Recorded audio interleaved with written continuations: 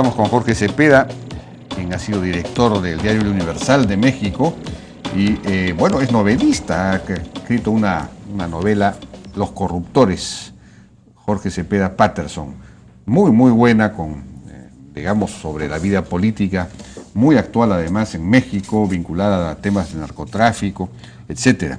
Jorge, ¿cómo estás? Buenas noches. ¿Cómo le va? Buenas noches. ¿Qué tal? Un placer estar en su espacio. Bueno, he empezado a leerla, digamos, todavía no he llegado ni a la mitad, pero está muy interesante, es muy fluida, muy bien escrita y, claro, refleja muy bien las relaciones, las intrigas políticas internas y todo lo demás. Ahora, hay un personaje aquí que se llama Augusto Salazar, que es una especie de, yo diría de Montesinos, una cosa así. ¿Está inspirado en Montesinos o hay un personaje real en la política mexicana en este momento? Porque a veces se refiere al gobierno actual, al gobierno del PRI actual. Así es. Es casi un personaje universal. Estos cerebros grises, de repente, los hombres, los brazos derechos, los hombres fuertes de un régimen que se convierten en todopoderosos, ¿no? Y sí, hay algunos rasgos de Montesinos, por supuesto, que su fama llegó hasta México, evidentemente. Y la novela lo que intenta es hacer un thriller político y con el pretexto de un suceso escandaloso, una actriz muy famosa aparece asesinada. Un periodista descubre que es la amante de este ministro todopoderoso, del Montesinos mexicano, y eso genera una fractura en el régimen. En realidad eso a mí me permite el pretexto para entrar a analizar el entramado del poder detrás de bambalinas, ¿no? Es decir, cómo reacciona el régimen frente a este escándalo. Y luego resulta, Jaime, que Pamela Dos Santos, esta actriz asesinada, el periodista descubre que le gustaba guardar los secretos de Estado que en la alcoba se iba enterando por parte del ministro. Y entonces es un escándalo tras otro. Y los factores de poder no hallan cómo acallar este tema y se lanzan contra el periodista. Y para salvar el pellejo, el periodista tiene que encontrar quién es el verdadero asesino de Pamela Dos Santos, ¿no? No, extraordinario, realmente. Ahora, esto es una ficción, porque, digamos, aquí se sugiere que el gobierno actual del PRI quisiera permanecer en el poder nuevamente como antes, es decir, convertirse en un gobierno autoritario. ¿Es así? Hay una tendencia en la restauración del poder priista que estuvo ausente de la presidencia 12 años. Hay desde luego la tentación de regresar a aquello que Vargas Llosa dijo, la dictadura perfecta, claro, o la dicta blanda. Nunca tuvimos militares en los últimos 80 años, pero se ejercía el poder de manera muy autoritaria. Digamos, no fueron necesarios los militares. Sí. Y ahora hay una tentación de volver a reinstalar, digamos, este presidencialismo autoritario. Desde luego la sociedad mexicana hoy es muchísimo más compleja que eso. Pero de cara al lector peruano quisiera decir que la novela está corriendo muy bien, está siendo traducida al italiano, al francés, al portugués, va en su segunda edición en España, y esto atiende al hecho de que al final la clase en el poder tiene los mismos tics y reacciones frente a un escándalo político prácticamente en cualquier latitud, ¿no? De tal manera que la novela puede ser leída en Roma o en París, claro, sin que venga a cuento un interés en el PRI, pero sí en el thriller político, claro, y lo que estos poderosos hacen, como digo, detrás de bambalinas, ¿no? Yo tengo 20 años de periodista, pero la novela me permitió entrar a una esfera que muchas veces no logramos cubrir los periodistas. Estas charlas de sobremesa, donde en realidad se decide cómo se va a votar en una cámara, y charlas en las que participan la cúpula en el poder.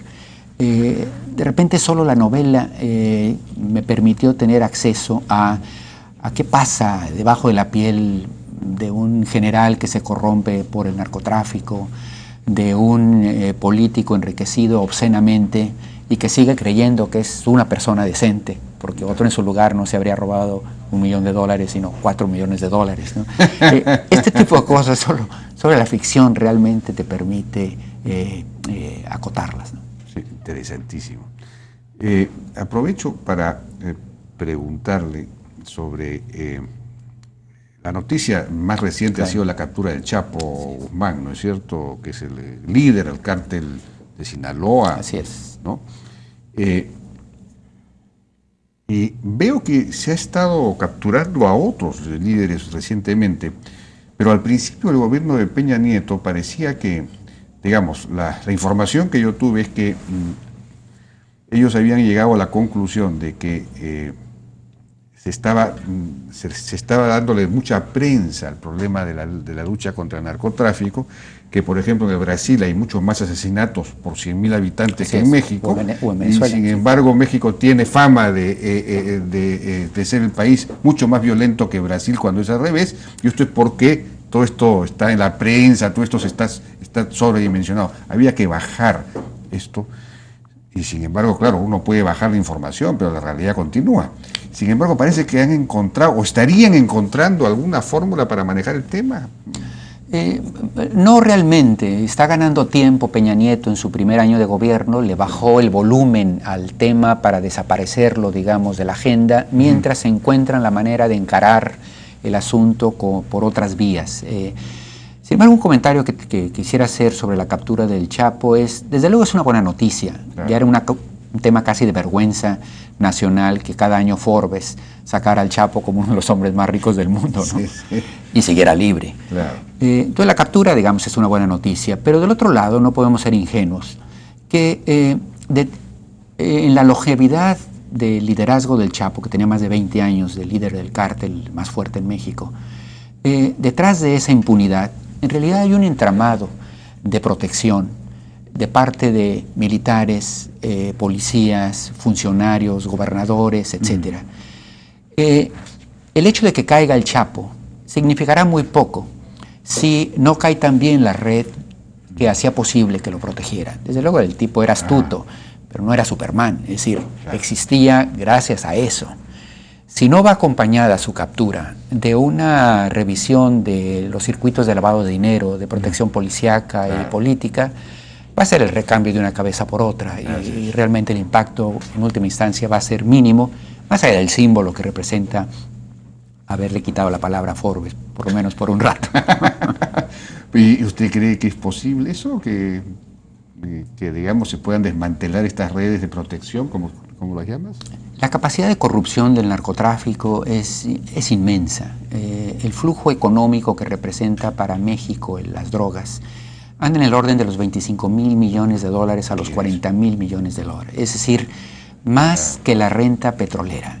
La capacidad de doblarle las manos a un gobernador o un general es infinita. Claro. Yo tengo más esperanza en el fenómeno muy interesante que está surgiendo en el país en este momento, de las brigadas autoarmadas, de autodefensa, que son comunidades, ¿no? Como en Michoacán, en efecto.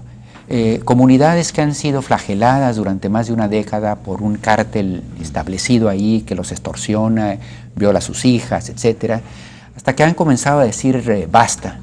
Se han agrupado, se arman, y con todos los riesgos que eso supone, por supuesto, han empezado a limpiar su territorio de unos meses para acá. Y me parece que si hay un movimiento desde abajo y que comprometa a la ciudadanía, tiene mucho más posibilidad que esperanzarnos en funcionarios que súbitamente se vuelvan honestos y empiezan a rechazar la corrupción del narco, ¿no? Sí, pues bueno, ya no tenemos más tiempo. Felicitaciones, Jorge Cepeda, por este libro, Los Corruptores, novela que francamente recomiendo. La he empezado a leer, es muy entretenida, muy interesante y revela efectivamente cómo funciona internamente la política en nuestros países.